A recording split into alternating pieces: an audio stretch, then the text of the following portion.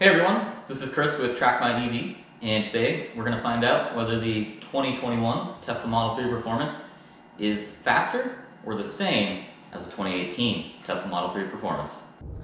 Alright, so this is a little bit different from what we normally do on this channel. We're generally focusing on performance on a road course, not in a straight line.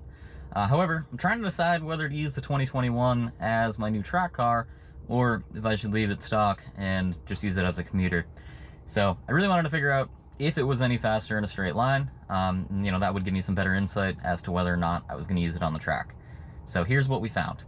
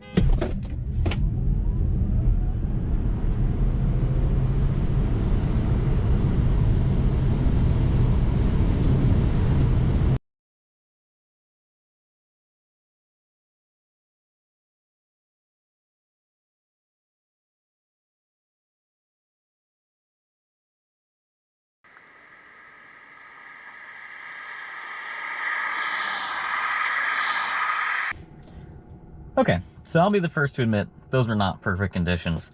It was very wet outside. It was really cold, probably about 42 degrees Fahrenheit at the peak. So not the best situation in which to do a drag race under, but I will say we supercharged the cars prior to getting to the track all the way to 90%, and then we drove them down to about 80% to get there before we did the drag race. So batteries were pretty warm. They were very similar temperatures. There shouldn't be much discrepancy in that regard. That being said, that is one thing I have noticed on some other channels, is they either do the drag race at very low state of charge, or when the battery is not hot. When you're drag racing EVs, it's very important that you do them really at 75% SOC or more, and you make sure that the battery packs up to temperature. Otherwise, you're not going to get a true evaluation of the car, and you may end up with a car looking a lot slower than it actually is. I've also noticed on the Model S sometimes people don't use launch mode. So again, there's a lot of variables that go into doing a drag race correctly, and I think that given the ambient temperatures and the weather, we did as best a job as we could. Now, it's pretty clear there was less traction on the left-hand lane, and I think that's why the 2018 in the second run was quite a bit slower than the first run. Ultimately, though, I do think that the first run gave a pretty good indicator of how well the cars perform when comparing them to each other. Is pretty much the same speed down the whole straight. They were about neck and neck the whole way. All right, so as you can see in the graph here, the 2021 is plotted in the blue dots, and the 2018 is plotted with the orange dots. So we have our power output in kilowatts on the left-hand side, and on the x-axis we have the speed of the vehicle. So interestingly, the 2021 actually puts the power bit down a little bit quicker. So we come up to speed a little bit faster. We max out at about 50 miles an hour, start to trail off just slightly, but the 2018 actually, holds that power curve a little bit longer. So it doesn't seem to really matter exactly when the power curve starts. It just kind of shifts slightly, but it's basically the same. You could overlay those and they would look no different. And as far as the actual times are concerned, it really had no impact at all. Okay, here's the best numbers I could get from the day in the 2021. As you can see, the 0 to 60 time, our best was a 3.36, 3.13 with a 1 foot rollout. and the best we could manage in the 8th mile was a 7.42 at 94.3 miles per hour.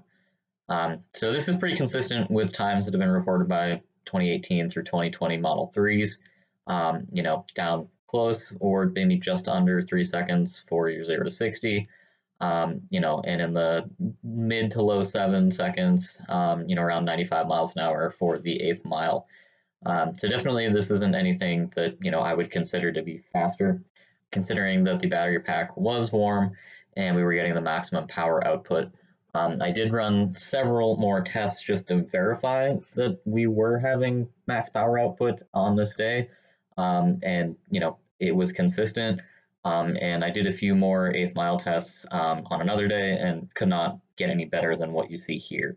So I definitely think this is the best you can do with the stock 2021. All right, so in conclusion, what we've learned is that the 2021 is really no faster than the 2018. They have very similar power outputs, very similar 0 to 60, very similar 8th mile times. So there's really no distinguishable difference between the 2021 and the 2018. Now, there are a lot of factors that come into play in regards to how fast the car is in a straight line. That comes down to battery temperatures, ambient temperatures, how hot your drive units are, wheel and tire selection, even brake, caliper, and rotor selection can have an impact. So you're never going to get the same 0 to 60 or same quarter mile times on both cars. You're going to have some variance. And as we learned, there's some people out there with the 2018 or 2019 that are able to get the 0 to 60 in just under 3 seconds. So that's not to say that the 2021 can't do it, but with stock wheels and tires, it's probably not going to happen. If you like this video, please like and subscribe to the channel. I've got a lot more videos coming.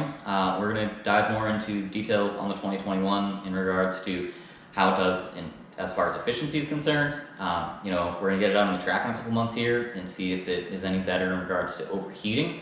We've also got a video coming up on the 2018 track car. We're going to deep dive into the cooling system and the upgrades that we've done to extend that time until the car overheats while on track. That's one of the things that us road course guys are really trying to figure out right now. And I think we've made some pretty staggering improvements. So it'll be kind of neat to share with you guys what we've learned and what we've done to get there.